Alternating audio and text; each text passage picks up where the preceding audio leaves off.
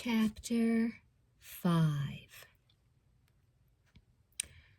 Leslie Bell was beauty and success. She got good grades, starred in practically every play at Salem High, and she glowed. She was the kind of girl that girls like myself were supposed to despise.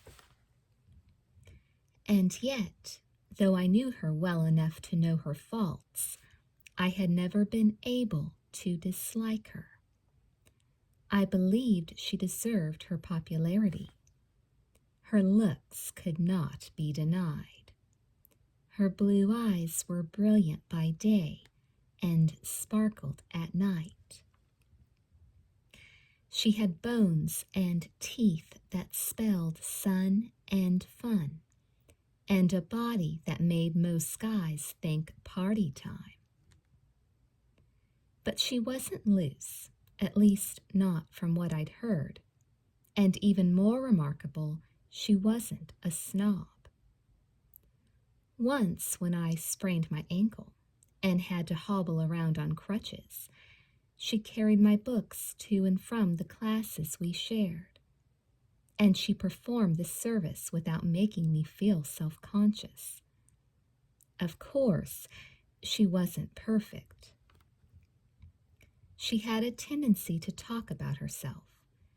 She did so quite innocently, as if she honestly believed Leslie Bell was what you did want to hear about. The odd thing was, she was usually right. She led a much more exciting life than the average Salem High girl. Now, though, she didn't look too excited or exciting. Stan fetched her a bottle of Tylenol and a can of Coke from the drugstore cooler. She swallowed 3 of the pills in one gulp and then leaned against the counter, staring blankly at a row of diapers. "Does somebody want to talk, or should I just start screaming?" she said finally. "Nice pajamas," Helter said. "Thanks," Leslie mumbled. "Have you seen anybody else beside us?" I asked. "Nope," Leslie said. "Is there anybody else?" "We're not sure," Stan said. Leslie nodded slowly. Then her beautiful face began to fall to pieces. Her lower lip quivered. Her cheeks trembled, and the tears fell. Pepper was by her side in a moment, his comforting arms around her.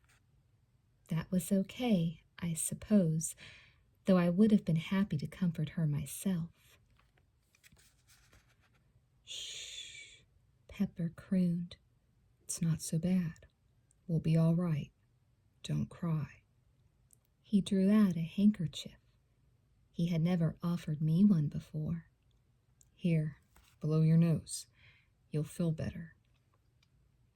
"I just can't find anybody," Leslie moaned in his chest. "What a fox," Helter whispered to Stan, shaking his head. "Let's go get some ice cream," Stan said. "I think better when I'm eating."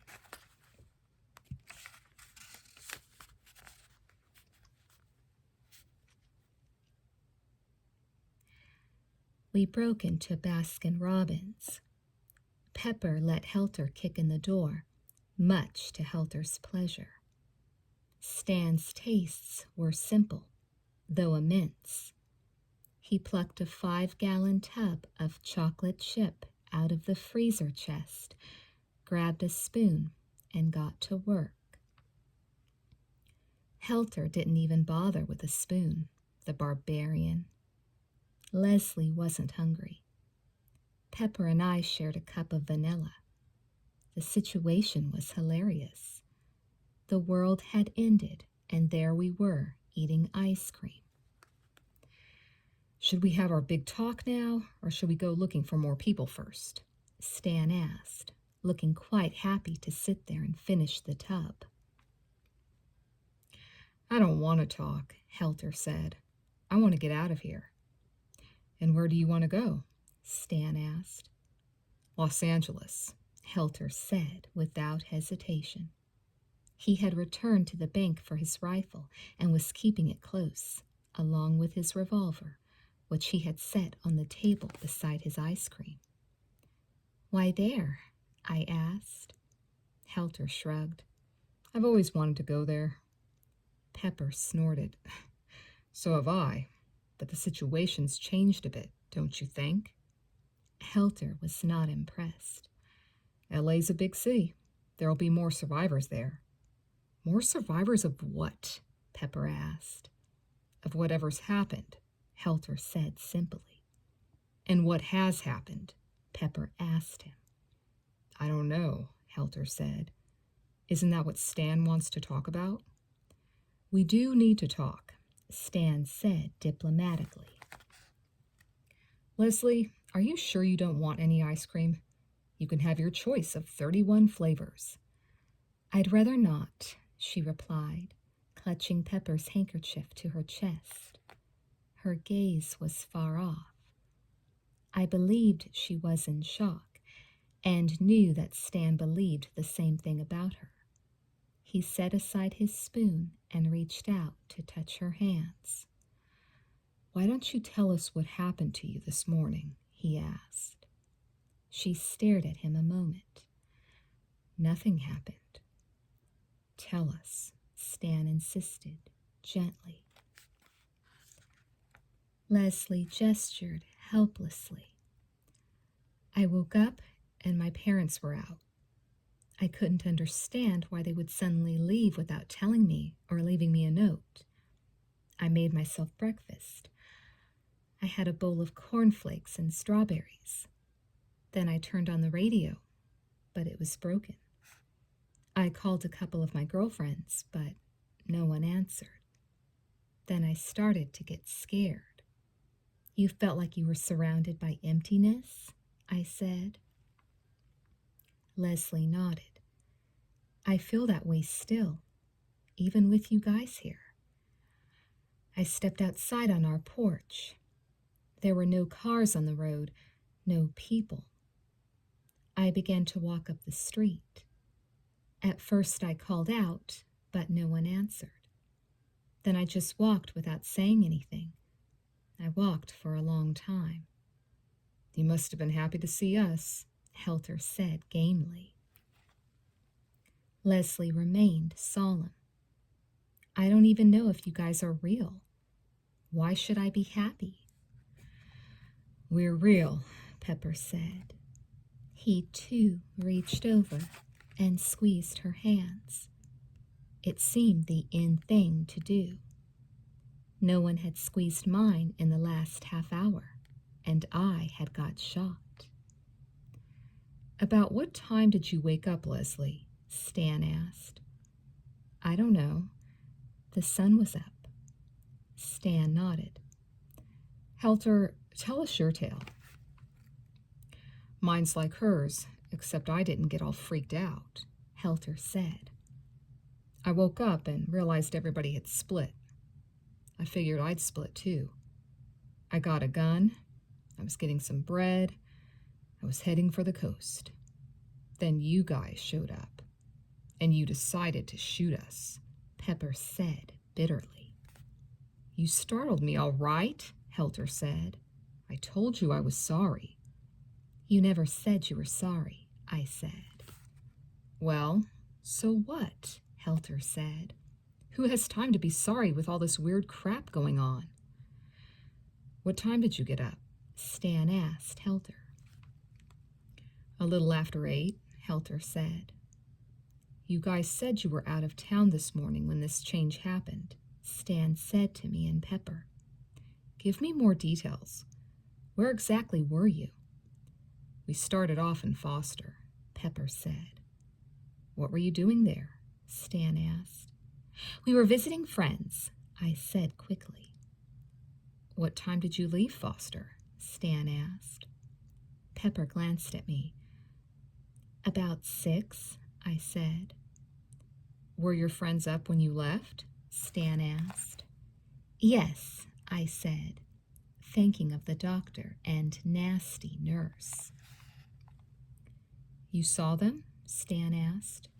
You talked to them? Sure, they were awake, I said. Why? Have you tried calling them since you left Foster? Stan asked. No, I said. Do you want to try? Stan asked. No, I said. I mean, I know they won't be home. They told us they were going out. Stan paused. He was sharp.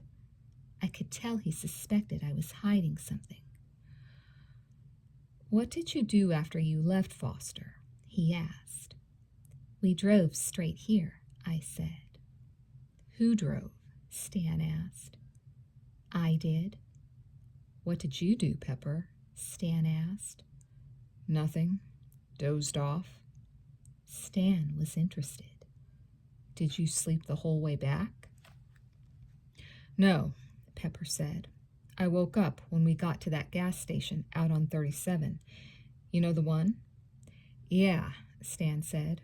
What time was that? Close to 8, Pepper said. There was no one at the station. We thought it had been robbed. And from there you drove straight into town? Stan asked. Yeah, Pepper said. What are you getting at? I'm trying to find a common denominator, Stan said. Roxanne, was the sun up when you left Foster? No, but there was light in the east. Did you see anyone while driving back? Stan asked. No, I said, then paused. Wait a second. There was a hitchhiker. I saw her way ahead of me on the road. She was standing in the glare of the rising sun. But when I got to where she was gone. What do you mean? Stan asked. Did she dash off the road? I suppose. Like I said, I had the sun in my eyes. I just blinked and she was gone. It's funny. At the time I thought I might have imagined her. But I remember her hair. It was long and red, bright red in fact, and she was wearing a long black coat. Where was this? Stan asked. In the middle of the desert, I said, halfway between here and Foster. Did she look like anybody you knew? Stan asked. No, I said. This is interesting, Stan said. What? Pepper asked. Several things, Stan said. Roxanne was the only one who was awake when the change occurred. The rest of us were all asleep. So, I said, that could just be coincidence. Maybe, Stan said. But let me point out something else that can't be coincidence. Look at the 5 of us here. What do you see? Do we have to include Helter in this question? Pepper asked. You just watch your mouth, Helter growled. We're all about the same age, I said, stunned that I hadn't seen the truth earlier. We all go to school together. Exactly, Stan said. Why? Why is it that the only 5 people left in town happen to know each other? What do we have in common? I don't get it, Pepper interrupted. Who cares? I want to know where everyone's gone. That's the question we should be asking. Stan shook his head. What if everybody's gone nowhere? Huh? Helter said. Naturally, we assume something has happened to everybody else, Stan said. But what if we have it backward? What if something's happened to us? There was a moment of silence, a profoundly deep silence that could not normally be found on the planet Earth. The only sound was a low whistling of the wind that we could hear through the open door. Raising my eyes to the sky, I noticed something else. There are no birds, I said. Who cares about the birds? Helter asked. No, it's true, Pepper said, staring out through the plate glass window of the ice cream parlor. I haven't seen a bird since I woke up at the gas station. Stan nodded grimly. I haven't seen any dogs or cats or even bugs. I suspect if we took a sample of our skin, we wouldn't find any bacteria. Helter looked disgusted. I would sure as hell hope not. My point is that all living things have vanished, Stan said. Except for us, and perhaps a few more people in town. But to tell you the truth, I'm not sure if anyone's vanished. Except us. Are you saying that we're no longer on Earth? Pepper asked. That we've been picked up by a flying saucer? Maybe, Stan said. Pepper snorted. That's the most idiotic suggestion I ever heard. I'm surprised at you, Stan. Since we are in an impossible situation, Stan said, not taking offense, we must be open to all possibilities. How many of you have heard of the Bermuda Triangle? Are those new bikinis that show off a girl's butt? Helter asked. I patted Helter's hand. I don't think you got that one right. It's an area in the ocean near Bermuda where a lot of planes and boats have disappeared, Pepper said. Yes, Stan said. Until yesterday, I would have said the Bermuda Triangle was impossible. But now I'm not sure. What kind of world are we in right now? An empty one? Its emptiness is selective then. There are no people or animals or insects, but there is food. There's electricity. This last point is interesting. Who's running the power stations? Maybe no one, I said. Maybe the power's just on for now, and it will fail later. I shuddered at the thought, because now it was day. The sun was out and we were together. But come night, it could be very dark and silent. It was strange how the silence preyed on my mind more than the emptiness. They weren't the same, I knew, not at all.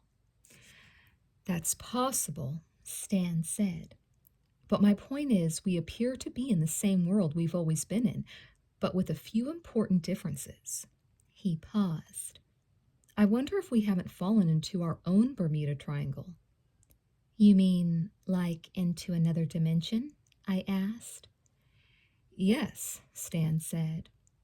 What does another dimension mean? Helter wanted to know. In a sense, nothing, Stan said. You don't understand something just because you give it a name.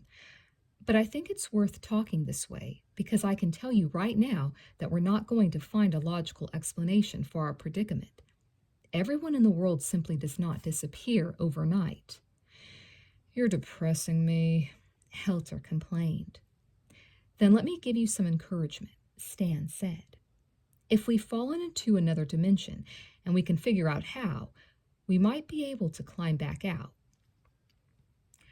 Hold on a second, Pepper said. I'm not ready to accept this other dimension theory until we've looked at others. Go ahead, Stan said. I don't know any others, Pepper said. You suggest some. Flying saucers could have swooped in during the night and beamed everyone aboard except us, Stan said. Be serious, Pepper said. I am being serious, Stan said. You're not accepting the fact that this phenomenon is worldwide. That being the case, all our theories will have to be ridiculous. Could we just be dreaming? I asked. This is no normal dream, Stan said carefully, considering the idea. I certainly feel like I'm awake. Then again, dreaming people often do. We must be dreaming, Leslie whispered, and there was suddenly hope in her voice. She sat up in her chair, and there was color in her cheeks. Yet I couldn't say I preferred her wide-eyed look to the flat one of a moment ago. "We can just wake ourselves up," she exclaimed. "Leslie," I said. "No rocks," she said, jumping to her feet. "It makes sense. We'll all pinch ourselves and we'll wake up in bed." Her voice cracked as she laughed. "We won't have to worry about aliens and spaceships. We'll just roll over and turn off the alarm." "We could try that, Leslie, if you want," Stan said, obviously concerned. "But I don't want you to get upset if it doesn't work. We have to be—" "It will work," she interrupted, "but we have to do it together. Come on, you guys. Let's get ready to pinch our arms on the count of 3. 1, I wouldn't mind pinching other things," Helter muttered to Pepper. 2, Leslie, I began again. 3, Leslie cried, pinching her arm. "Pinch, pinch, pinch, everyone! Harder, faster! You're not doing it hard enough!" The 4 of us watched as Leslie hacked at her arm for perhaps 20 seconds. Then Pepper stood and held her. My, that was twice in a row, and helped her back into her seat. Once there, she burst into sobs and had to be comforted by another of Pepper's strong hugs. I don't mean to sound unsympathetic. Leslie was hurting. There was no doubt of that. But he was my boyfriend. I wished Helter would comfort her. Of course, Helter would probably have tried to get in a feel in the process. "This has got to be a dream," Leslie cried. "Leslie," Stan said patiently, with great strength in his voice, "you have to relax. The situation is strange, but we're not in any danger. We're together, and together we can solve this puzzle and make things right." Leslie stared at him with a combination of hope and disbelief. "How do you know we're not in danger?" she whispered, sniffing. "Because if there's nothing can hurt us," Stan said. He considered a moment. "I keep thinking about Roxanne's story.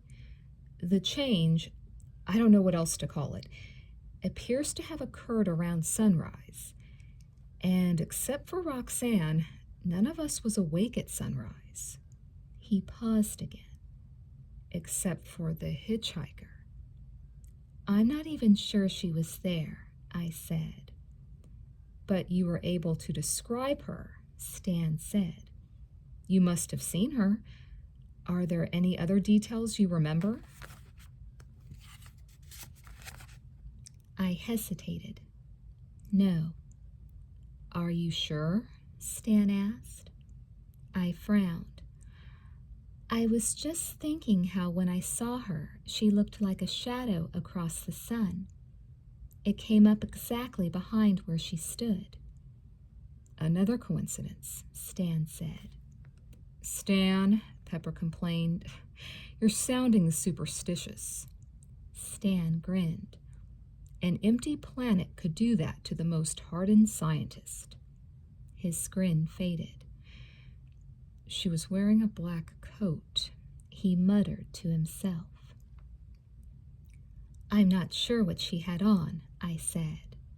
Stan looked at me sharply. "Her hair was long and red. Bright red, you said. Isn't that odd?" "I have red hair," I said, not understanding where he was coming from. "Yes, but yours isn't bright red," Stan said. He thought a moment. "She reminds me of someone. Do any of you know who?" "No," Pepper and Helter replied together. They turned to each other, surprised. Leslie suddenly sat up, but didn't say anything. "Who?" I asked. "Betty Sue McCormick," Stan said. "Why do you bring her up?" Pepper asked impatiently. She was just a suicidal weirdo, Helter said. And she's dead. She's been dead 4 weeks, Leslie added, and the words sent a shiver through the length of my body. Because the more I thought back to the hitchhiker, the more it seemed possible it had been Betty Sue. That hair, it was as if her head had caught on fire from the rising sun, and then she had vanished like the last traces of night at dawn. Of course, it couldn't have been her. No way, Jose, I thought. She died in a raging fire, Stan said. I heard there were hardly any of her teeth left to identify her by. The 4 of us were incredulous. Are you saying she's alive? Pepper asked angrily. Stan raised an eyebrow at his reaction. What's the big deal? Stan asked. That's what we're asking you, Helter said. Betty Sue is dead, Leslie said solemnly. Let's not talk about her. Yeah, Pepper said. We're just getting off on tangents. She was just a bitch, Helter added. Stan's eyes narrowed on Helter. Stan wore thick glasses and was short, but he was no lightweight. That was clear. She wasn't a bitch, he said. She was my friend. I was just talking, Helter mumbled. She was an unusual girl, though, Pepper said. That's for sure, Leslie whispered. Stan turned his attention to Leslie. You knew her the best. You grew up practically next door to her. So what? Leslie snapped. I told you, I don't want to talk about her. Why not? Stan asked, and he stopped her before she could reply. Why are all of you fidgeting in your seats at the mention of Betty Sue's name? I'm not, I said. I hardly knew her. But the rest of you knew her, judging by your reactions, Stan said. Come on, let's speak our minds. What's the big deal? Stan, Pepper said. We're in a big mess here, and you're the only one of us who has a big brain. We want you to help us get out of this mess. We don't want to talk about a girl who killed herself 4 weeks ago. I couldn't help but notice the uneasiness in his voice. Absolutely, Helter said. I agree, Leslie put in. Stan was stoic. What if I want to talk about her? But why? Pepper cried. Once more, his reaction was startling to me. Pepper had never mentioned Betty Sue, not even at the time of her death. Never once. He looked over at me and sat back in his seat. This is silly, he muttered. Stan studied him a moment, then sighed. He leaned toward me. Roxanne, he said, could it have been Betty Sue on the road? No, I said. She's dead. What if she wasn't dead? Stan said. What if she faked her death? What if she did that to throw everybody off and then left town for the past month? And waited out in the middle of the desert until today? I asked, more confused by the second. Until I drove by? If you like, Stan said. Could it have been her on the road? I hesitated. It's possible. We have to stop this, Leslie said, and there was a note of desperation in her voice. Betty Sue was nothing. She was someone, Stan said quietly. He lowered his head and seemed to be thinking a moment. When he raised it back up, his expression was dark. I liked her. He cleared his throat. How many of you liked her? No one responded. How many of you hated her? None of us hated her, Pepper said impatiently. I hated her, Helter said. Why? Stan asked. I told you she was a bitch, Helter said. At least to me. She wasn't bitchy to me, said Leslie, but she was a spooky girl. What made her spooky? I asked, curious. Leslie was coming out of her shock. The mention of Betty Sue had done it. She was still afraid, but now she had fight in her too. She leveled her gaze at me. Just take my word for it, she said. Stan, Pepper said, I'm going to ask you one last time. Why do you want to talk about her? Stan shrugged. I don't know. I just have this feeling. Maybe she's the common denominator in this situation. In what possible way? Pepper asked, exasperated. We all knew her, Stan said. We all knew lots of people, Pepper protested. We all went to the same school, for Christ's sakes. Besides, Rox hardly knew her. But Roxanne is the one who might have seen her on the road, Stan said. She doesn't know if she saw anybody, Pepper said. I saw somebody, I whispered, yet the words rang false in my ears. I had wanted to say I saw something, a shadow, a ghost. Stan was right. Just the mention of Betty Sue's name had thrown the others. Pepper had given up. What do you want to do with Betty Sue? He asked Stan. I don't want to do anything with her, Stan said. But I'd like to find her, if she's alive and in this neighborhood. I want to find other people first, Leslie interrupted. I want to drive around town with our horns blaring. Why don't we just shoot off guns in the square? Helter asked. He was itching to play soldier. Because if people are still here, they'll run the other way, Pepper said. I say we follow Leslie's suggestion. At least it's something to do.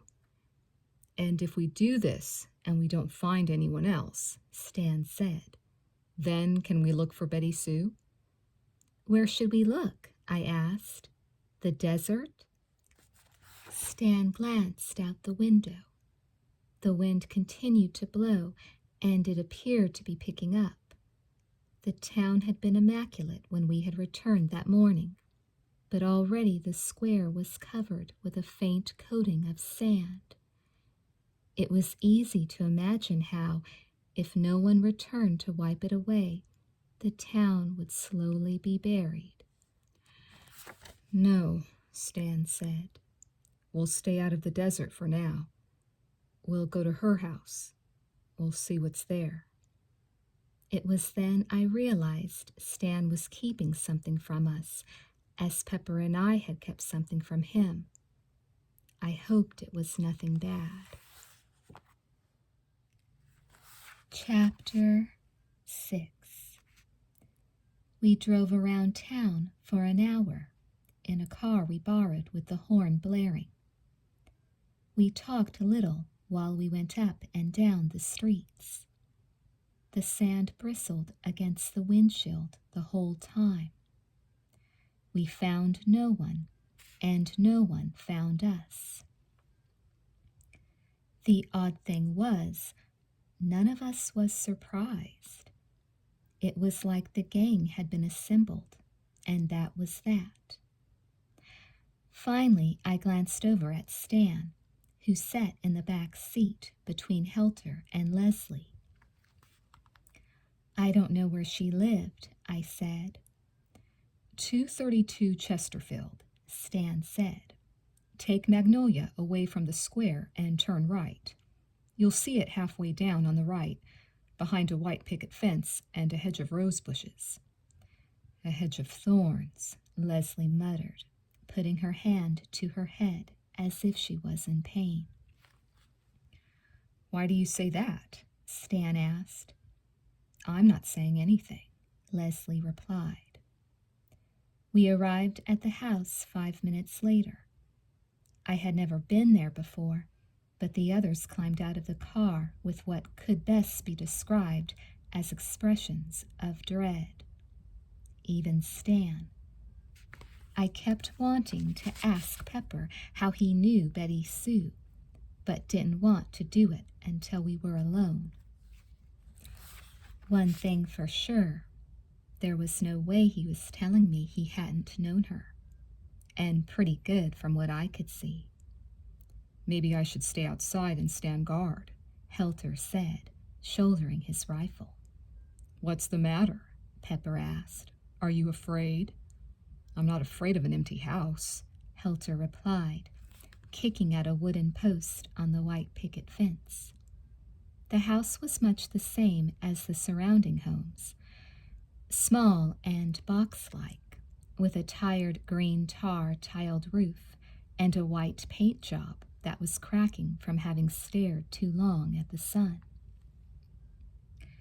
Yet the house seemed to be in shadow, and instinctively I raised my eyes to find the tree that shaded it. But there was no tree, no shadow. It must have been my imagination, I thought. Suddenly, I wasn't crazy about going into that house either. I'm not going in, Leslie said. You want to stay out here with Helter? Stan asked. Helter grinned at Leslie. A troll with acne would have looked more appealing. I'll take care of you, babe, he promised. I think we should stick together, Pepper said, and I hoped it wasn't because he didn't want Leslie and Helter alone together. That's all right with me, Stan said, if we can get everyone inside. I'm not afraid, Helter said again, his hand drifting to the revolver tucked in his belt. He wiped the sweat off his forehead with the back of his hand. The day was hot, and that felt real enough. I can't stay out here by myself, Leslie complained. You probably went into this house 1,000,000 times while you were growing up, Stan said to Leslie. She lowered her head. But I haven't been inside in years, she said. Where do you live? I asked. Leslie pointed to a house a couple of houses over. There. And it's been years? I asked. Did you have a falling out? Leslie nodded weakly. You could call it that. Are we going in or not? Pepper asked. And what are we looking for when we get inside? Evidence, Stan said, leading the way. The front door was unlocked. Stan knocked nevertheless, and then even waited for a moment before stepping inside. Hello, he said. We crowded behind him. The word floated out and died. We all took another step forward and tried not to breathe.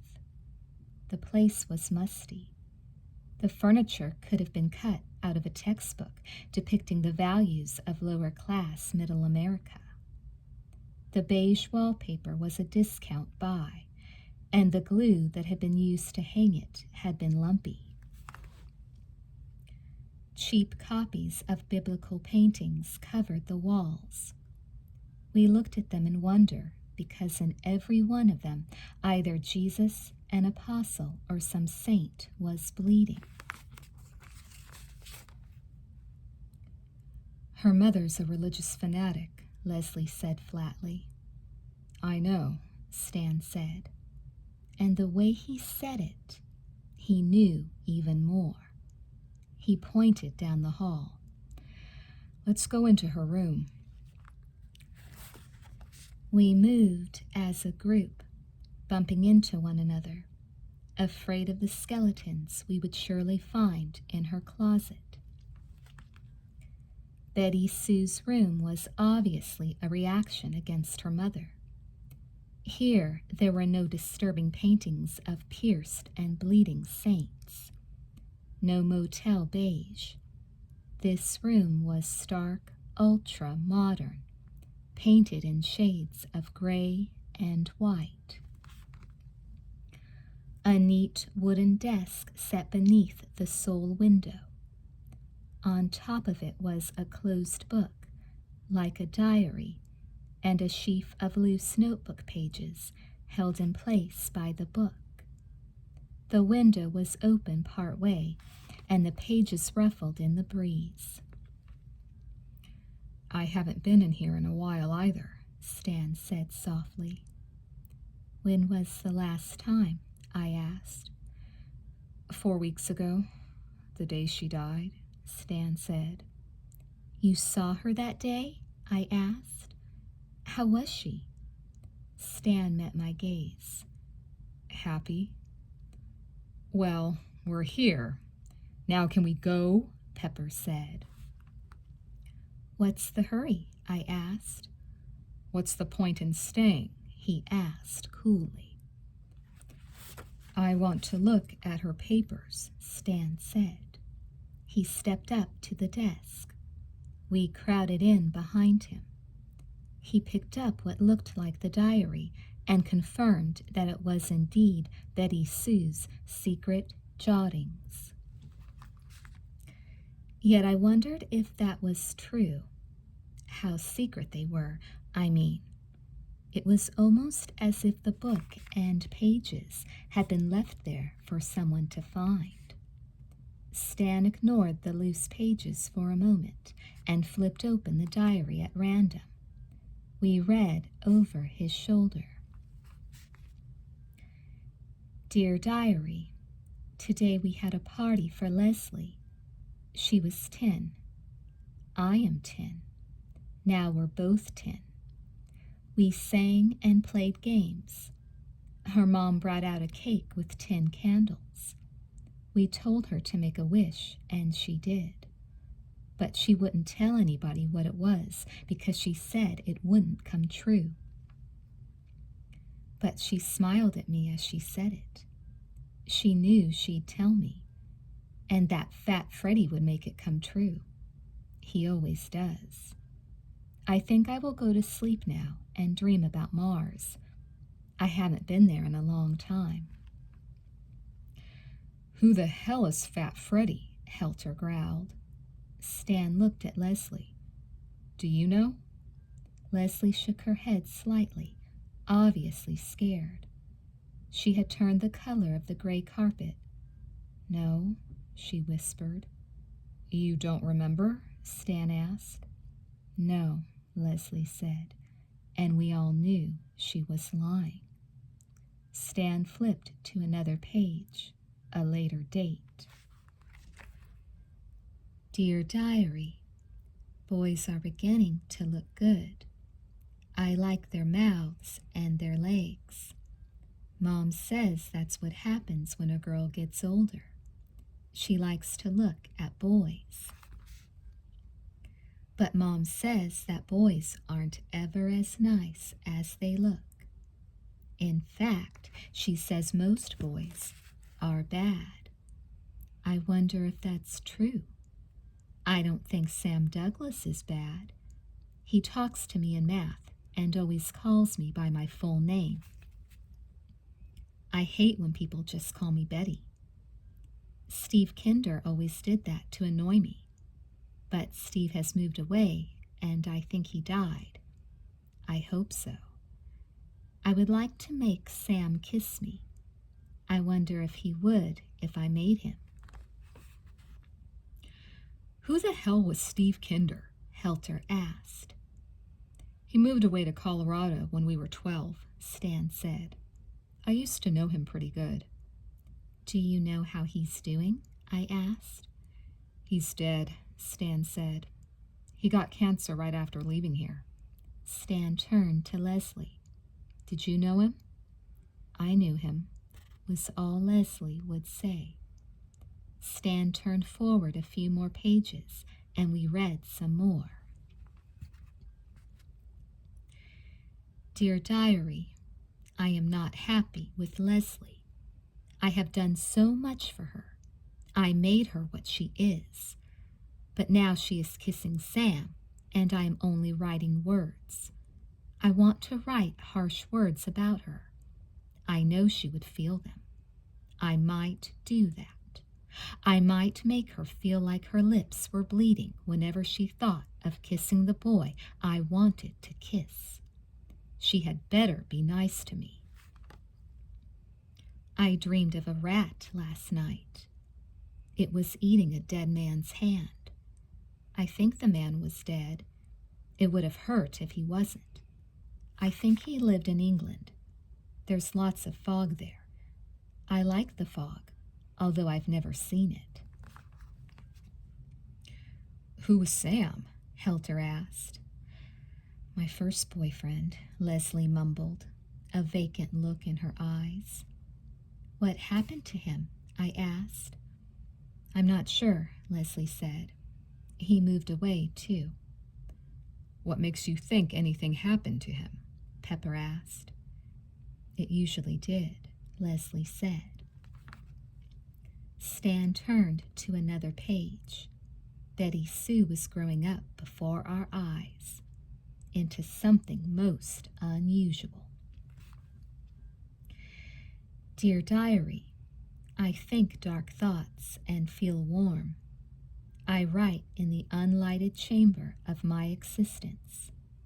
I turn as I walk alone, and I imagine I see Fat Freddy following me. But he left when I changed into a young woman and dreamed of sin. He was too fat for my tastes, and I had him for supper because he thought he was bigger than the God who created him. I'm going to bed now. I'm going to dream now. I'm still hungry. We should stop, Leslie moaned. Why? Stan demanded.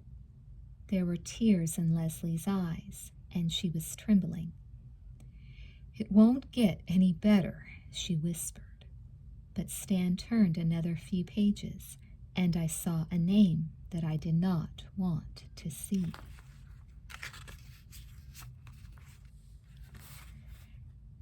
Dear Diary, Helter took me for a ride in his car tonight. He yelled at a boy on a bike that got in our way and almost killed him. Helter would have killed him if I had let him. Maybe I shouldn't have been so concerned. Helter would look nice in striped pajamas and in the shadow of metal bars. I am growing tired of Helter, but he thinks something wicked for me, and I want to see what it is. I am curious. I will imagine this a little further. Pepper called me tonight. He has a nicer mouth than Helter, and his nails are clean. I think he wants to kiss me. I think I will let him. Pepper snapped the diary from Stan's hands. I've had enough, Pepper said. We're not going to read any more. This girl is dead, for God's sakes. Let's just leave her alone. I held out my hand. I want to read some more. No, Pepper said, clasping the diary to his chest. He's right. Let's just get out of here, Leslie said, and she sounded close to hysterics. Did you kiss her? I demanded of my boyfriend. No, Pepper said. I only went out with her once. When? I asked. A long time ago, he said, and I think he was lying. It was nothing. What about you? Stan asked Helter. I only went out with her once, too, Helter said quickly, and he was scared as well. It says in her diary you went out several times, I said. It doesn't say that, Helter said. It implies it, I said. I don't care what it implies, Helter snapped. Why can't we read the rest of the diary? I shouted, grabbing for it. Pepper backed off, but it was Stan who put his hand on my arm. Calm down now, everyone, Stan said. We won't read any more of the diary right now. He gestured to the loose pages on the desk. We'll read her papers instead. Is that all right with everyone? What if they're about us? Leslie said softly, as if she couldn't imagine anything more awful. Stan picked up the stack and thumbed through it. It just looks like a bunch of short stories to me, Stan said. a page or two for each one. Stories, Leslie whispered. We began to read. Laddie Ball puts on a mask. Laddie Ball dressed for the costume party with relish. She wanted to look pretty. She wanted to look mysterious. She took a mask from the closet of witches and tied the lace bow around her sweet head. My, she said, as she stared into the mirror, how happy we are to be the best. The men will ask me to dance. The men will forget the rest. Laddie Ball went to the dance. The mask fit tight on her soft face. The people did not recognize her, but said she was the best. Oh, who is this woman? They cried.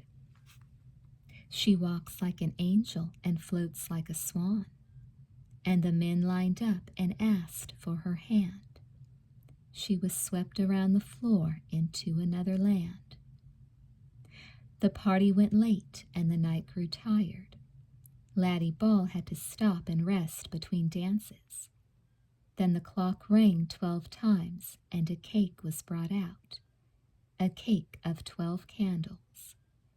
And Laddie Ball wondered whose birthday it could be and hurried to hear. The hostess of the party laughed and said, "The cake is for you. The cake is for the best. Take this knife now and cut some for the rest." But before Laddie Ball could cut the cake, she wanted to make a wish. She leaned over the candles and said to herself, "I want always to be the best, better than the rest." Then she blew at the candles and blew at the cake. But the cake was made of wood and caught fire. It burned her mask. It burned her face. Then the mask was part of Laddie Ball's face, and she looked like death. Leslie let out a scream as we read the end of the story and grabbed the papers from Stan's hand. Before anyone could stop her, she had run from the room. We chased her into the kitchen. Pepper was the first to reach her, but she had already turned on the gas burners and thrown the story of Laddie Ball into the flame. It had immediately caught. Fire licked at the sick words, and smoke billowed around Leslie like a dark aura. She was crumpling up the next story when Pepper reached out to stop her. She grabbed the diary from Pepper and dropped the stories on the floor in the process. She showed the diary no mercy. She pressed it directly down on the blue flames on the stove. Pepper tried to pull her back and was rewarded with a hard kick to the shin. He bent over in pain. Leslie was determined. She was possessed. She pulled the book open on its side and let the fire slip into the cracks. The pages could have been soaked in gasoline. There was a flash of light, and the room choked with another blast of black smoke. "Stop!" Stan shouted. He leaped forward and knocked the diary off the stove and onto the floor.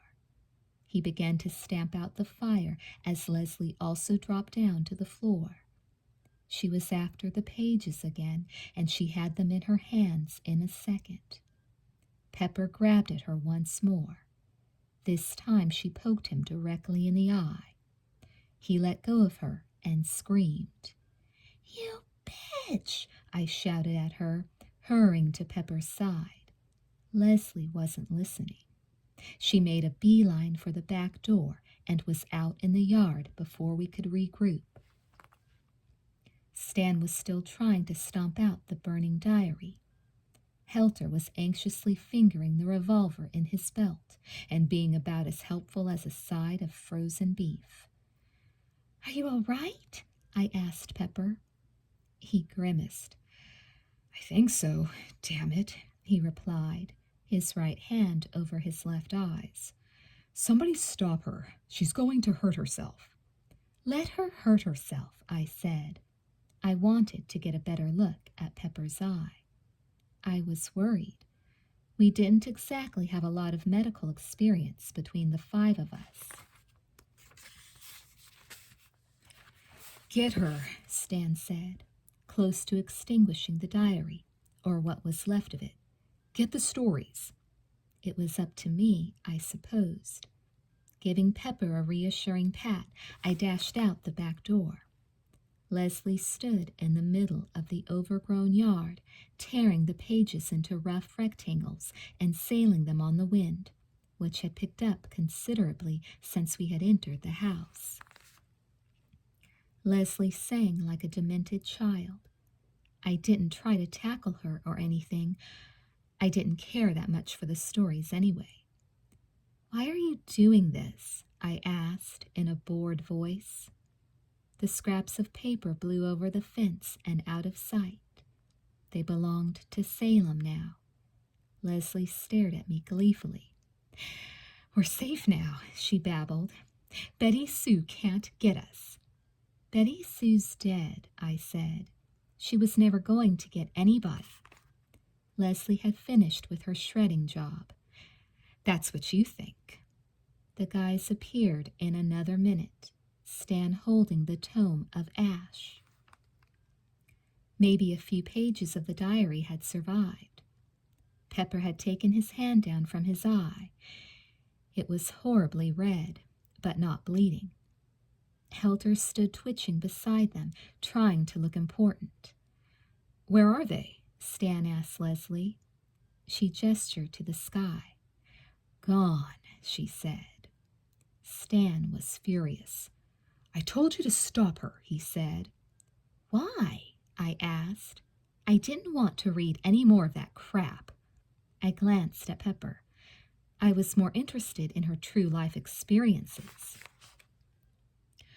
"I only went out with her once," Pepper said again defensively.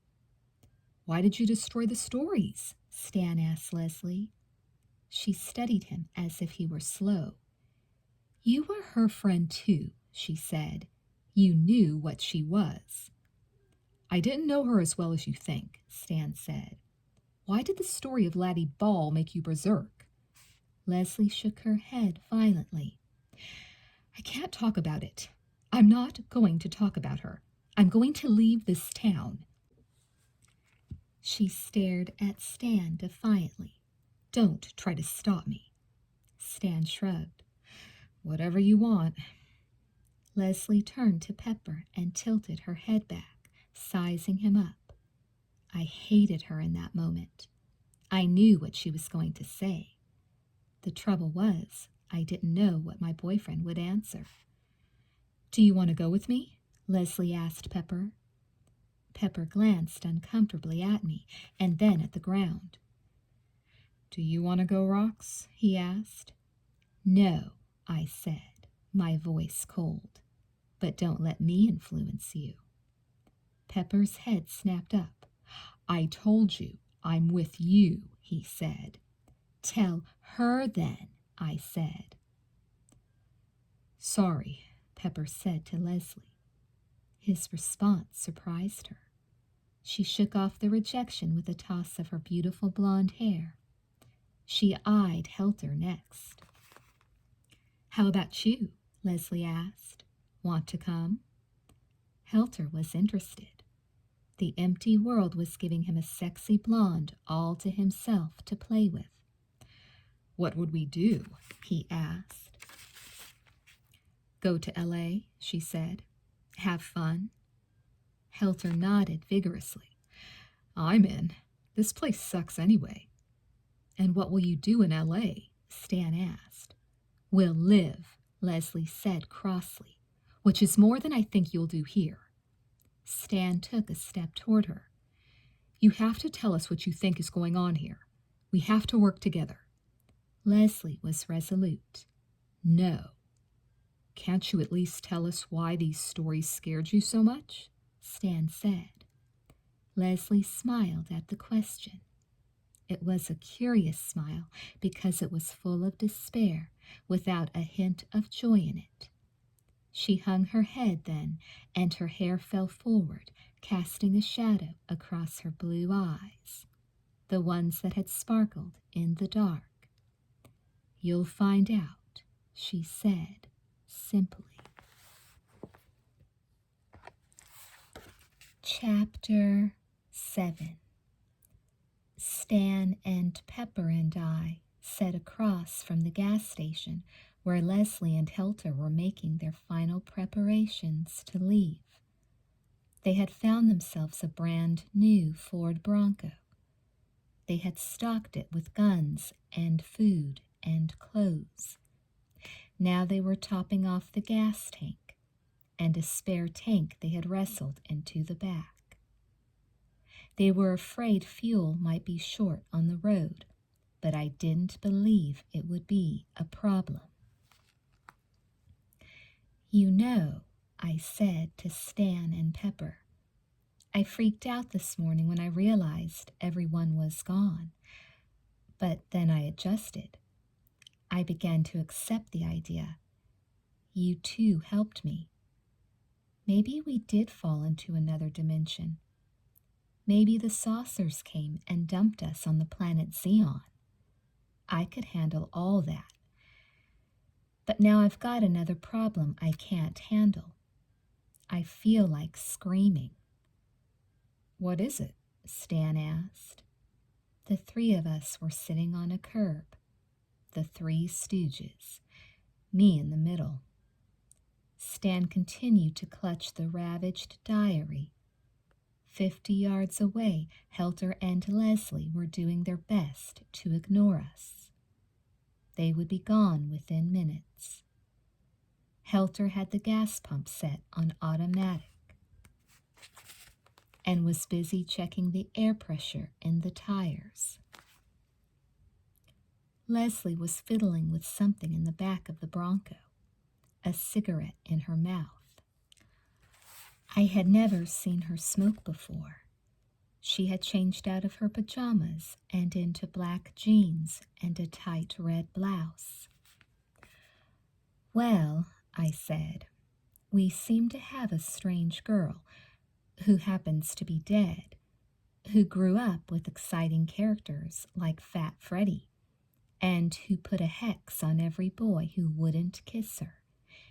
In fact, this same girl, who I might have seen hitchhiking this morning in the middle of nowhere, seems to have had a big effect on everyone who knew her intimately. A big, bad effect." I paused and took a deep breath. "I was just wondering what the hell is happening, and why isn't anyone telling me about it?" I smiled sweetly at Stan. "Do you see my problem?" Stan nodded casually. "I don't know what the hell is going on either. Maybe we should both start screaming." "But you, at least, have your suspicions," I said. "You're the one who dragged us straight to Betty Sue's house. Why? And forget what you told us in the ice cream parlor. You wanted to go there from the word go." Stan shrugged as if he were embarrassed. "I had this dream." "What dream?" I asked. "When did you have it?" 4 weeks ago, the night Betty Sue died," Stan said. He frowned. "It was in the middle of the night. It might have been just when she died."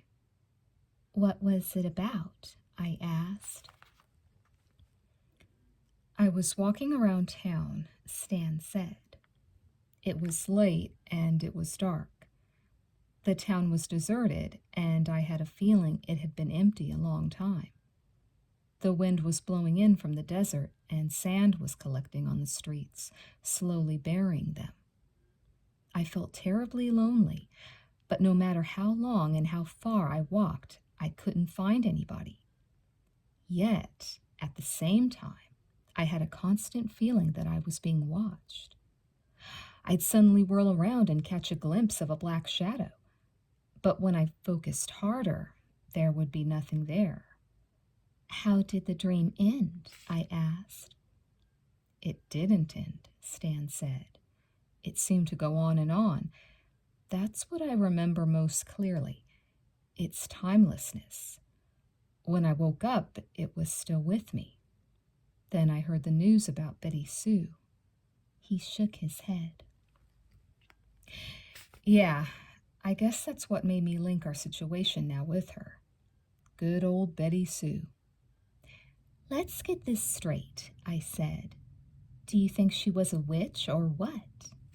Stan seemed surprised. Not that I know of. She was a writer. That we know already, Pepper said without enthusiasm. No, Stan said. She was a wonderful writer. She showed me some of her stories. They were a lot better than that Laddie Ball story. Did people always die in them? I asked. Sometimes, Stan said. Sometimes not. They were about all kinds of things. Talking appliances, intelligent butterflies, time travelers from other galaxies. He paused and scratched his head. But that Laddie Ball tale was a strange one. It was short, and yet it kept repeating itself, almost as if she meant it more as a song. Or a chant, I said. Stan nodded. It had that kind of feel to it. I rubbed my hands together impatiently. You know, all the questions we've asked ourselves today and all the answers we've come up with have ultimately said nothing. So, let's get down to it. What was so special about Betty Sue, and what did she have to do with our predicament? I honestly don't know, Stan said. How well did you know her? I insisted. He hesitated. I was her friend. We were in chemistry together. Did you ever go out with her? I asked. Not on a date. Stan gave a wry smile. I'm the class nerd. Nerds don't go on dates. They're just happy if a girl wants them to help them with their homework. Did you help Betty Sue with her homework? I asked. No, Stan said. I let her copy off my test papers. It saved us both a lot of time. But don't get the wrong impression. She wasn't stupid. In fact, I would say she was probably the only truly brilliant person in our class. You're that person, I protested. Stan shook his head. I'm clever. I'm not brilliant. True geniuses are rare. Betty Sue was a genius. You read only a sample of her writing. It was by no means her best stuff. But you must have felt the magic in it. When she wrote something, it was alive. Stan paused again, and now he was troubled. It was almost as if her words had power. Leslie sure seems to think they do, I said, glancing over at our two would-be explorers. I wondered for a second what they'd find in L.A. I wondered if they'd even make it that far. Stan hadn't exactly said so, but I knew he believed there was no one left in the entire world except us. I wish she'd talk to us, Stan said, referring to Leslie. Maybe if we went with her, she would, Pepper answered. He caught my eye and shook his head. Whatever, he muttered. We still have to talk, I said. I have nothing to talk about, Pepper said flatly. I can leave, Stan volunteered. Don't, I said. It's all right. It looks like we're all going to have plenty of time to talk, alone or together. That reminds me, Stan said. I think you know what I'm going to ask.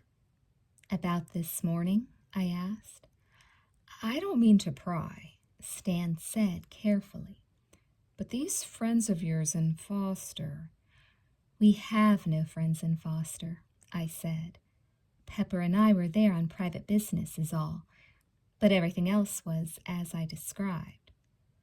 Did you talk to people there this morning? Stan asked. Yes. You don't want to tell me who? Stan asked. I understand if you don't. I smiled at Stan, although I didn't feel much like smiling. I trusted him. I should have just told him the truth and been done with it, but I didn't know how Pepper would react. I'm glad you understand, I said. Stan nodded. That's fair. Would it be fair if I asked more about your last visit with Betty Sue? I asked. He thought a moment. I'm going to have to ask for your understanding. It looks like Helter's ready to say goodbye to us, Pepper said, pointing. Armed and combat ready for the enemy, Helter was lumbering across the road to pay his final respects. I continued to follow Leslie out of the corner of my eye. She had climbed out of the back of the Bronco and was trying to squeeze a few final drops into the main gas tank. You guys having any second thoughts? Helter asked. Are you? Pepper asked. Helter pointedly glanced back at Leslie. Hell no. She's a babe. I would never have got a piece like her if there were people around. What if you meet other people? I asked. Other guys. Do you think Leslie's going to stay with you? Helter obviously hadn't thought of that. He fingered his jaw. I guess I'll just have to impress her with my charm before we get to L.A. Are you taking Highway 10? Stan asked. I suppose, Helter said. Stan checked the time. It's 3 o'clock, and the sun seems to be crossing the sky at the same speed as usual.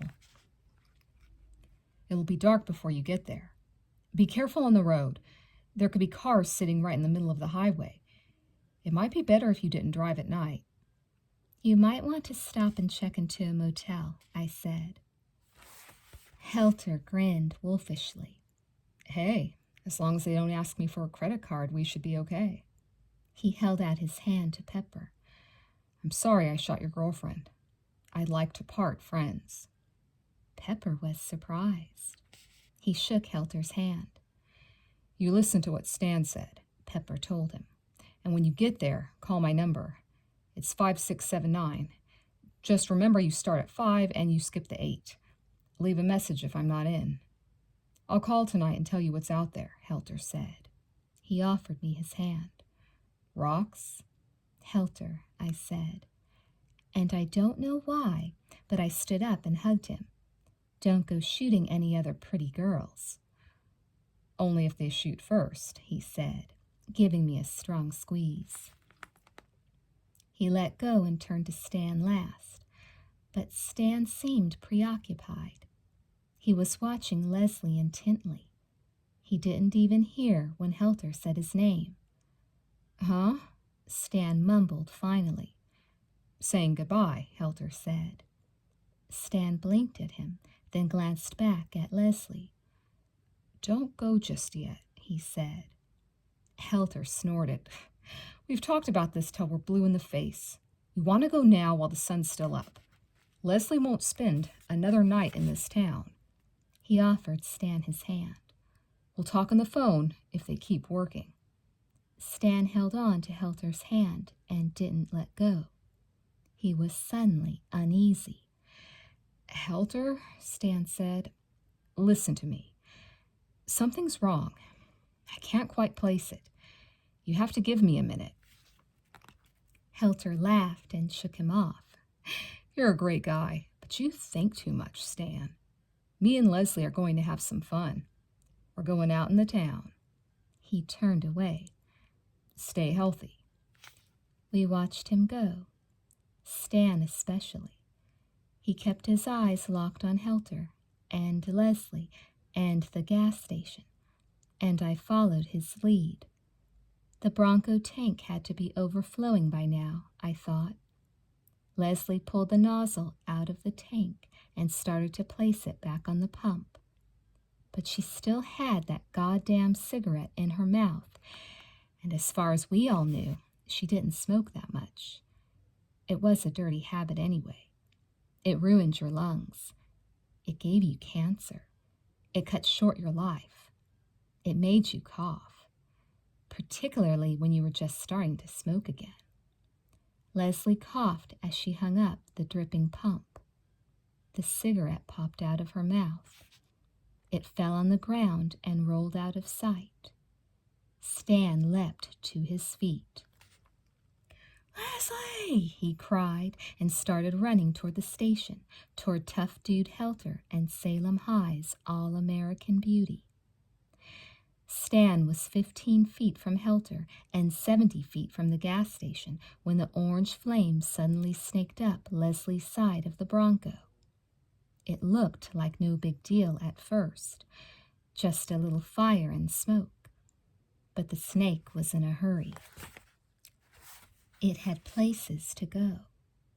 Leslie watched it crawl right up to the opening of the gas tank. I knew she shouldn't have overfilled the thing and splashed so much around. The fumes are what ignite. Leslie stared dumbfounded, then jerked her head over in our direction. Right then, Leslie's world exploded. The tank in the Bronco went first. An orange ball of death shelling out glowing, mangled steel. It was enough as far as Leslie was concerned. The shock wave slammed her into the pump, and the flames and metal ripped through her torso. Just like that, her story was over. 18 years of school and acting and the best shampoo. Just wasted. Smoke. God. Stan was smart. He saw what was coming. He slammed into Helter, and they both fell to the ground just as the huge tank beneath the burning pump met the flames. This fireball was atomic. The shockwave hit Pepper and me like the hammer of Thor. We were knocked off the curb and onto our backs. For a moment, thought was blown from my mind, and I could hear nothing. I don't know how long I lay there. I know my eyes were closed as Pepper pulled me to my feet. My eyes popped open. "Are you all right?" he shouted. I knew he was shouting, even though he sounded far away. My ears weren't really ringing. It was more like I was underwater. "Yes." "What?" I nodded. "Yes." He nodded. "Good." We turned toward Helter and Stan. They were getting up slowly. The shockwave must have hit them really hard. If Helter had been standing, he would have died. We all stared at one another for a minute, our faces as blank as those of fish dragged into the open air with hooks in their mouths. Why look over anyway? So we could see what was left of Leslie, if anything? But people are sick. I know I am. I looked. We all did. We saw hell. We saw an eviscerated Ford Bronco, gas pumps that fumed like stumps of sulfur, billowing flames that rent the air like angry whips. The shattered concrete was a volcanic fissure. But did we see Leslie? Maybe a part of her. It lay beside a melting tire, smoking. This is too sick. It might have been a leg. I would never have got a piece like her if there were people around. Helter had just been being Helter. But still, I couldn't bear it. I turned away and gagged on vomit that never passed my lips. I heard Stan speak behind me from far away. Laddie Ball blew out her candles, he said. Chapter 8. We sat in the center of the town square. Half an hour had passed since the cremation of Leslie Bell. Off to the south, in the direction of the gas station, the smoke continued to rise. The station was somewhat isolated, and Stan believed the fire wouldn't spread. Stan sat with the charred diary of Betty Sue resting on his lap. He turned what was left of the pages carefully. Pepper and Helter sat and did nothing. None of us had spoken in a while. I figured I might as well be the first. I hope she didn't feel anything, I said. She didn't know what hit her, Stan said. I remembered her stricken expression as she looked over at us. She knew, I said. More silence. More wind. It blew out of the south. The direction had not changed since the day had begun. South. The general direction of Foster and the abortion clinic. The wind brought the sand, and the sand scratched at my skin like invisible, pelting rain. I could smell the smoke from where we sat. The gas station also lay to the south. I didn't know how to grieve for Leslie. I hadn't known her that well. I had liked her in our other world, but in this world, this place with no people, her death seemed somehow surreal. Or perhaps it was the reverse. It had seemed quite natural that she should have gone. I know that sounds terrible, but it was true. The silence was so alive. It was as if it couldn't tolerate any living things disturbing it. I wondered if the silence would come for more of us. This thing is really hard to read, Stan said, his face close to the diary. Can you read any of it? I asked. He nodded. Bits. He glanced at Helter and Pepper. Not much. Does she always sound crazy? I asked. Yes and no, Stan said. She was definitely unusual. Stan set the diary aside. I'm more interested now in reading the stories that were on those loose pages. Why? I asked. Stan shrugged.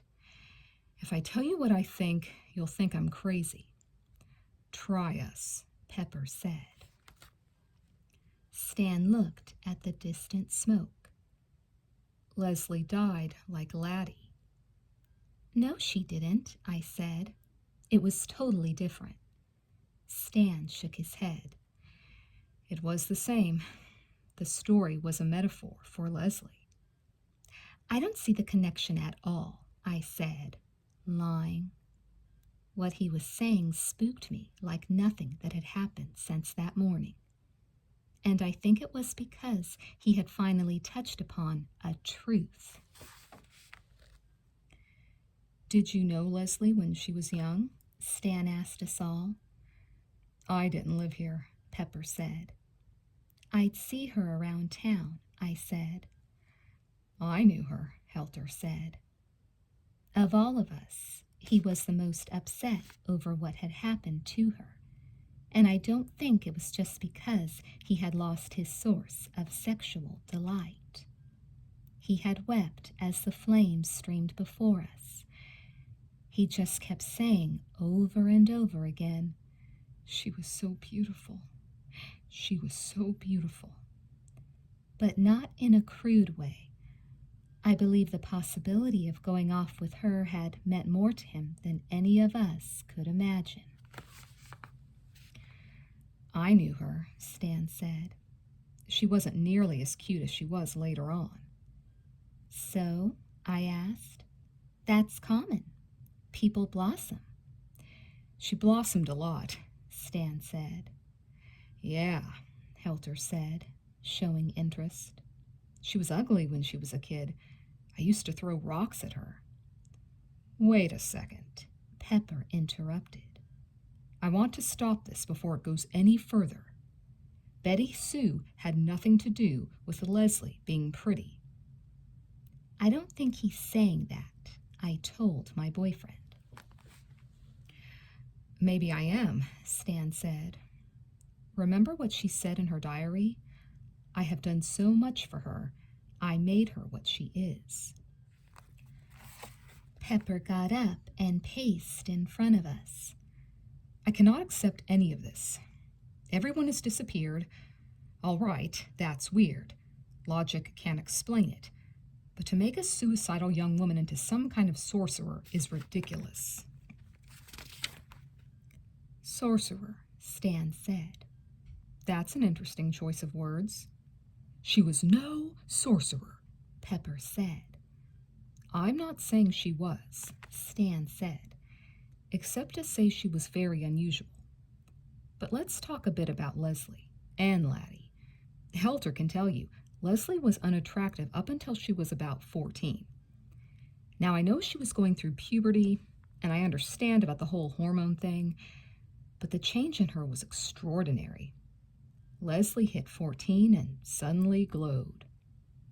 I often thought that about her, I said. Stan nodded. Leslie was the closest of us to Betty Sue. They grew up together. They shared secrets. The diary says that much. In fact, it sounds like they shared peculiar secrets. Of all of us, Leslie was the most terrified of Betty Sue. She was terrified of what Betty Sue had written. It was as if she knew Betty Sue had power. What power? I asked. Isn't it obvious? Stan asked. To make things happen. Stop! Pepper pleaded. Did you ever see any demonstration of her power? I asked. Not exactly, Stan said. What does that mean? I asked. Did you or didn't you? Stan fingered the burnt diary, his touch almost loving. It struck me then that Stan had cared for Betty Sue a great deal, perhaps even loved her. I would go to see her for no reason on the spur of the moment, he said, and she would always be there, waiting for me. She'd smile and say she brought me there. Anybody can say anything, Pepper said.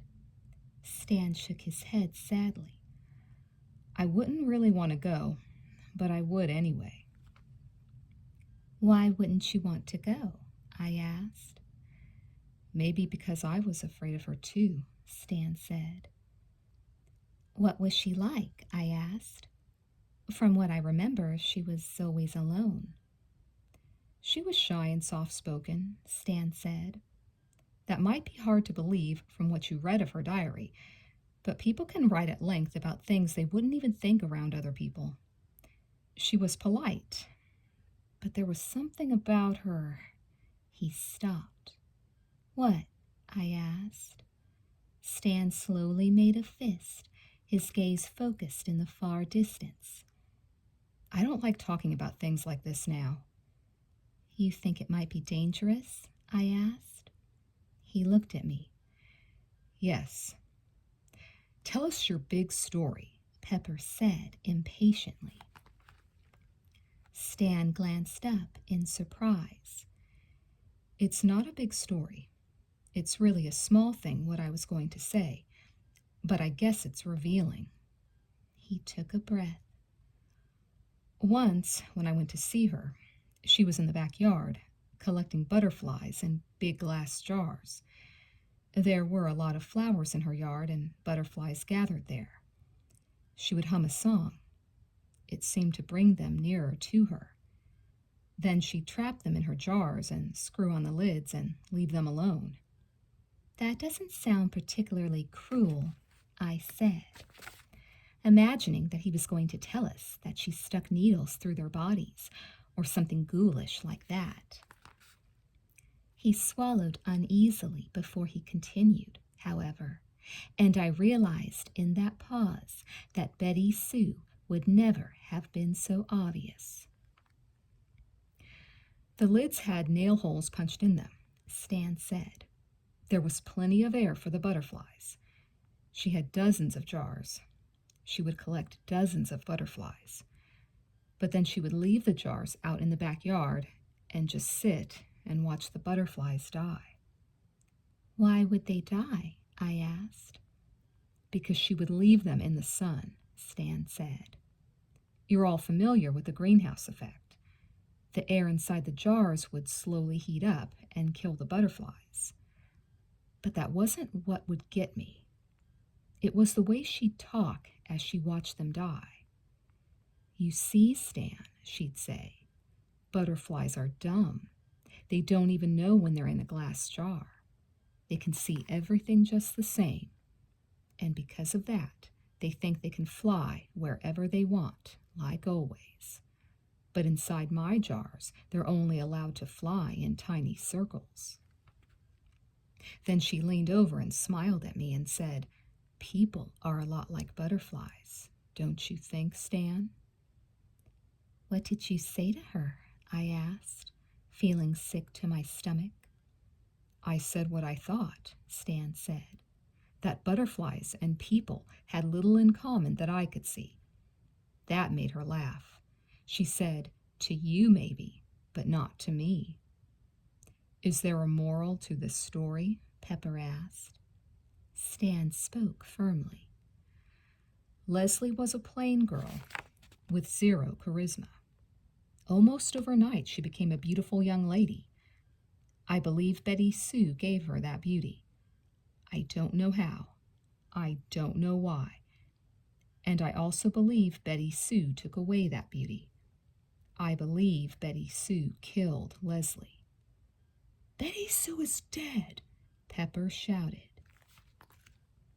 She may be dead, Stan said, or she may be alive. We can't be sure. Her body was never positively identified, but in either case, her work lives on.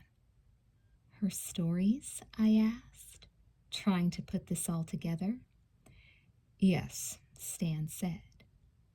And you believe all this just because you go over to her house even when you didn't want to? Pepper asked sarcastically. That's just one of the reasons, Stan said. But look at her story of Laddie Ball. Notice the initials are the same as Leslie Bell's? That story was about Leslie, and Leslie knew it. That was why she was so anxious to destroy it. She knew the power of Betty Sue's pen. Betty Sue gave Leslie a mask so that she could be the best. That was Leslie's beauty. Then Betty Sue destroyed the mask with her candles. Did any of you ever see Leslie smoke before? Of course you didn't. Leslie didn't smoke. She only started today because she had to. What do you mean she had to? I asked. Was she commanded? I believe so, Stan said. I hope she didn't write a story about me, Helter said. From the quaver in his voice, he was obviously buying everything Stan was laying down. I wasn't. I mean, I felt Stan had insight into the situation, and I didn't think he was making stuff up just to scare us. But he had turned Betty Sue into a Jedi Knight who had gone over to the dark side. If I bought that scenario, I thought, then I might as well go wait in the car for her to come and drive me off to the side of the planet. Yet looking around at an empty planet made it impossible for me to dismiss Stan out of hand. The more he spoke, the more I felt like I was falling into a silent void where gravity wasn't the only thing pulling me down. Maybe the car would come to pick me up after all, and Betty Sue would be behind the wheel, smiling. "Laddie Ball," I whispered. "I wonder what she called each of us." "We'll never know," Pepper said in dismissal. "And it doesn't matter." Stan stood. "We can know. We can try to find the pieces of paper that Leslie tore up and fit them back together." Pepper grabbed Stan. "You're going too far." Stan just looked at him. "She was strange, Pepper. She was almost more strange than a dead planet." "But you liked her?" Pepper said. Stan nodded. "She was childlike inside, too. I liked that part of her." Pepper regarded him closely. "What did she do for you?" he asked. Stan sighed. "Nothing, I hope." Chapter 9. We started at Betty Sue's house in the backyard, where Leslie had stood dancing in the sun earlier and singing about how the Wicked Witch couldn't get us any more. The wind had died down somewhat, perhaps out of respect for our search.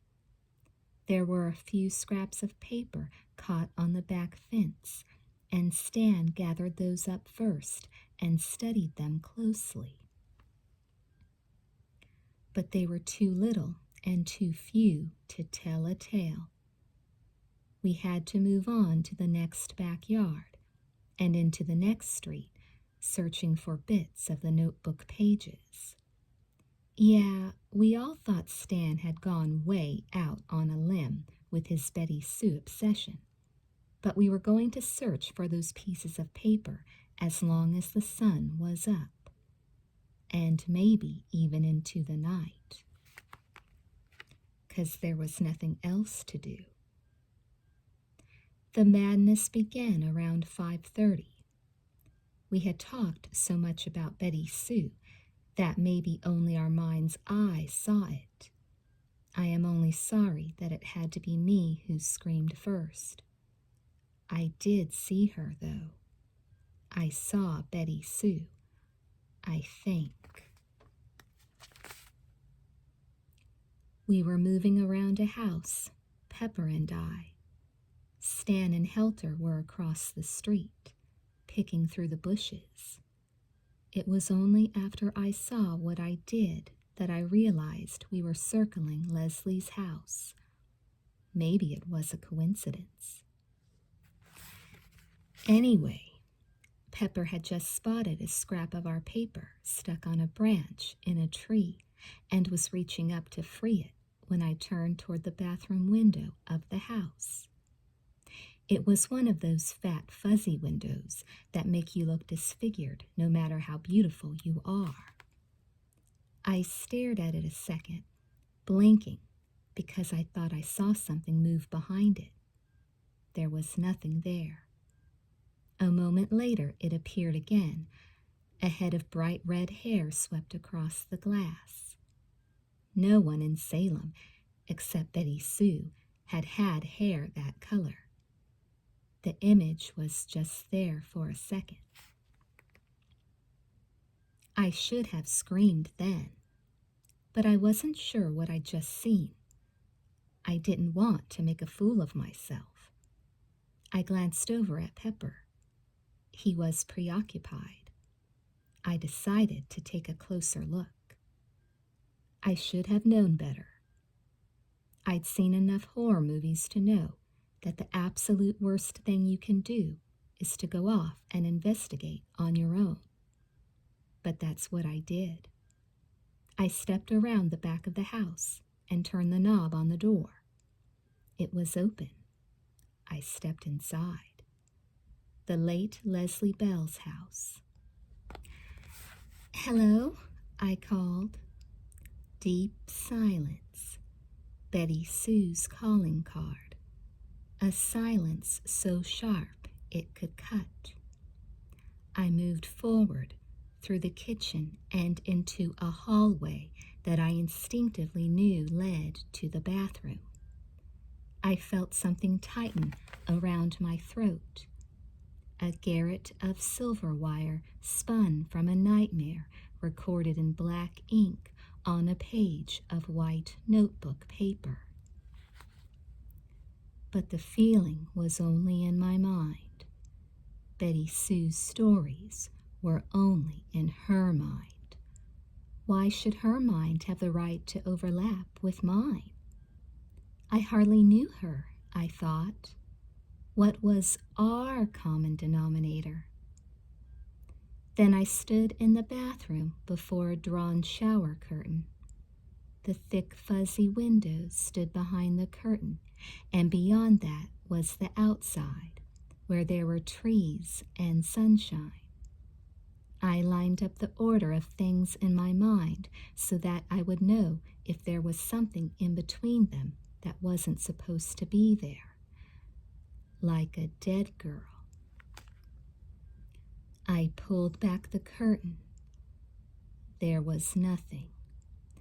Nothing but a whisper at my back. I whirled, but there was nothing, except a shadow in the bathroom mirror, a moving shadow of red and black, moving out of sight. Was it Betty Sue? I don't know. I didn't care. I screamed. That brought the guys. Pepper found me first, but before I could get my voice back, Helter and Stan were in the hallway as well. I must have screamed pretty loud. "What is it?" Pepper demanded. I pointed a shaky arm. "She was here." "Who?" Stan said. "Her," I gasped. "Who's her?" Pepper asked. "The witch," I said. I stared at each of them. "I saw her." "Are you sure?" Stan asked me. I nodded. "I saw something, I swear it." I grabbed Pepper's arm with one hand. My other hand was stuffed full of scraps of Betty Sue's notebook pages. "God, she's alive!" Helter cocked his rifle. "Let's get her." "No, wait," Stan said. "We're not going to shoot her." "We're not," Helter said. "I am." "Pepper, are you coming?" "Where am I coming?" Pepper asked. "Where is she?" "Don't go," I told him. Pepper let go of my arm. "I've got to," he said. "Now where did you see her?" I gestured helplessly. "Just here? Through the window, in the mirror, I don't know." "She's dead meat," Helter swore, scanning the area with beady eyes. I turned to Stan. "Stop them," I pleaded. "We'll look for her together," Stan said. "No violence." We left the hallway for the front of the house. Leslie's place was a simple two-story, about twice the size of Betty Sue's. Helter's trigger finger was sweating. He ran ahead of us and up the stairs out of sight, Pepper not far behind. Stan had lost control of the group. "Who the hell let that guy carry a gun?" Stan cursed, his extra weight slowing him down. As if in response, a shot was fired. "Oh no," I moaned. We caught up with Helter and Pepper in an upstairs bedroom. Double doors leading onto a small balcony were lying wide open. There was a bullet hole through the center of the right door. "I almost got her," Helter cried, peering out the side of the door. Pepper crouched by his side.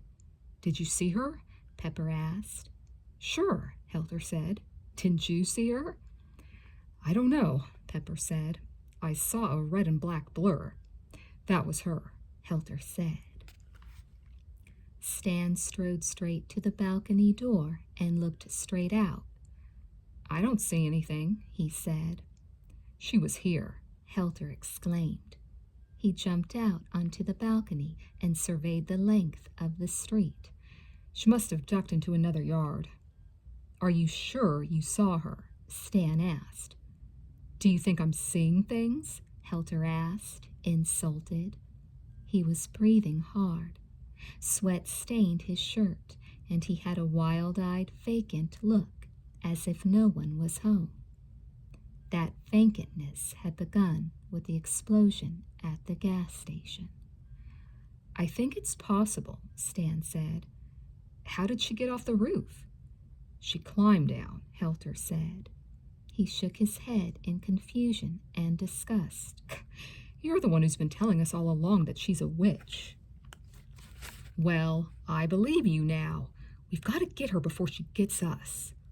He shielded his eyes from the twilight sun low in the sky and peered across the street. Then suddenly he jumped up and pointed. There she is, right there. Come on, Pepper. Helter and my boyfriend dashed downstairs, anxious to slay the evil monster. I didn't see anybody across the street, but I had started to chase after them when Stan put a hand on my arm to stop me. Let them go, he said. There's nobody there. But I already saw her, I protested. I believe you, Stan said. Then what are you saying? I asked. He gestured to the scraps of paper I had collected. I had Pepper's pile as well now. I handed them over. Stan stared at them a moment and then indicated we should follow the guys after all. We went downstairs and outside. Stan still had the burnt diary tucked into his belt. Maybe I can piece together a story or two in the meantime, he said. The guys had disappeared into a neighbor's backyard. Stan and I were halfway across the street when another shot rang out. My heart jumped into my mouth. Stan remained calm. In the distance, Helter howled in disgust. She could be here, I said, if half of what you say is true. Oh, she's here, Stan said, studying the scraps as if they were pieces of a puzzle, which indeed they were. But she's not going to be caught by Helter and his gun. This is her story. You're talking about how she was able to make things happen by writing about them? Yes. Did she write us into this empty world? Stan stopped for a moment as he fitted a piece against another one. That's what I believe. Why? I asked anxiously. I couldn't say I agreed with him, but I no longer disagreed with him, which is about halfway toward belief, I guess. Something had moved inside the bathroom window, and it had red hair.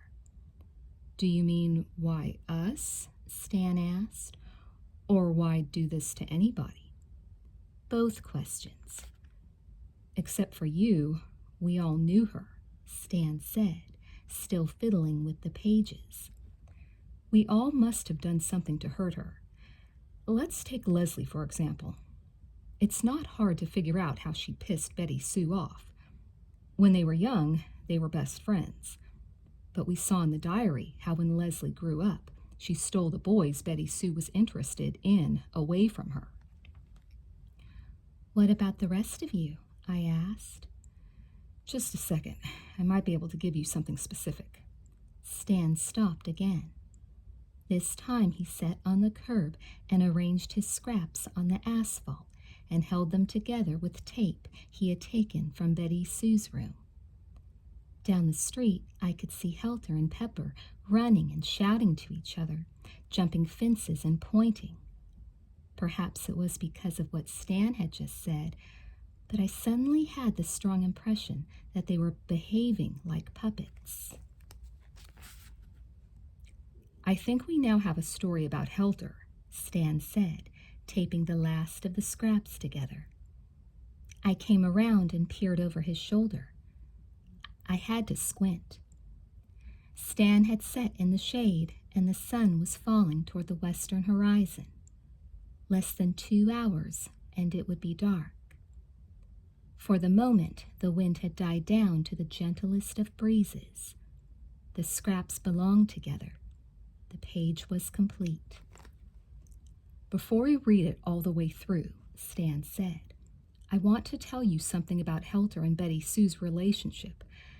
I gleaned this from what was left of the diary.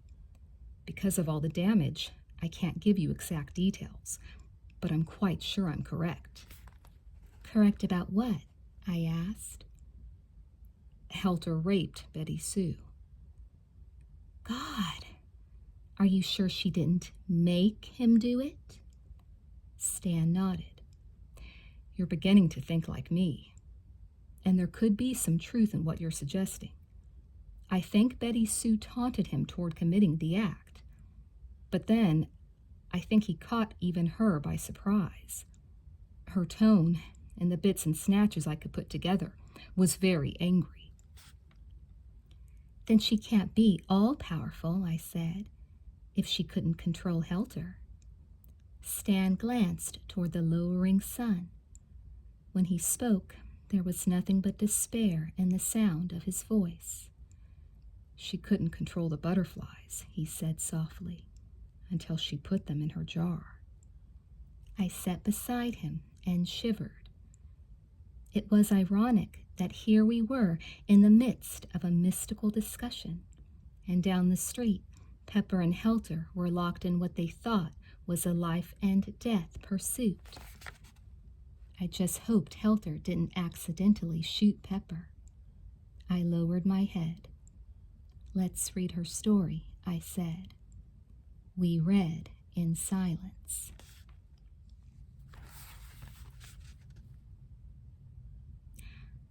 Holt Skater takes a walk. Holt Skater lived beside a stone wall that was both wide and tall. He would look up at it each day as he walked to his farm field, and he would say to himself, "It is not so tall that I could not climb it, not this wall." Holt did not like the field where he had to work and toil in the mud and soil.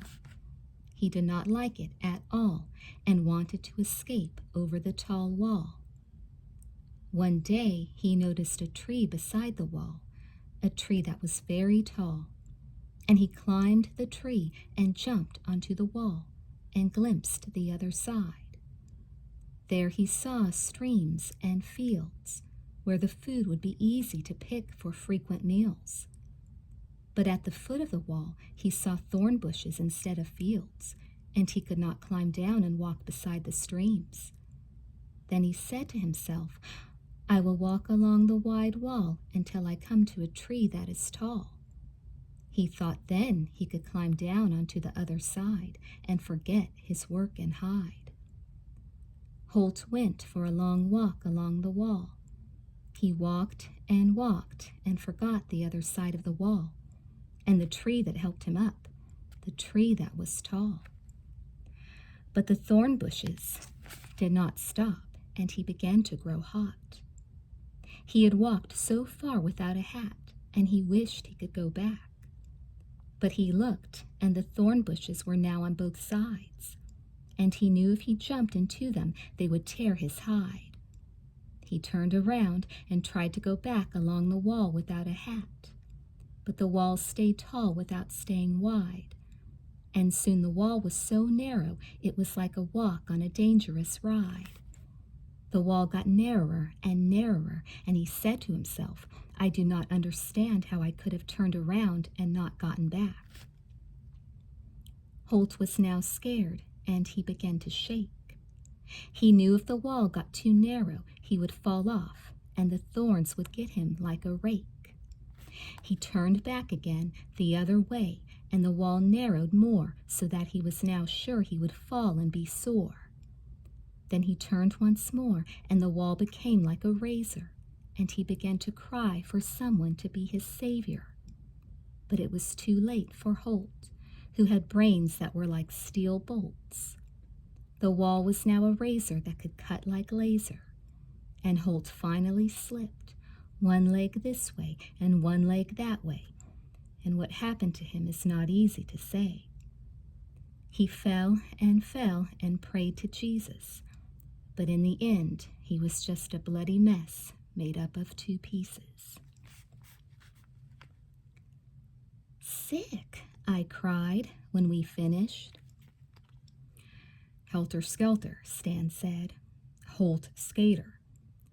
"What's going to happen to him?" I asked, and there were tears in my eyes.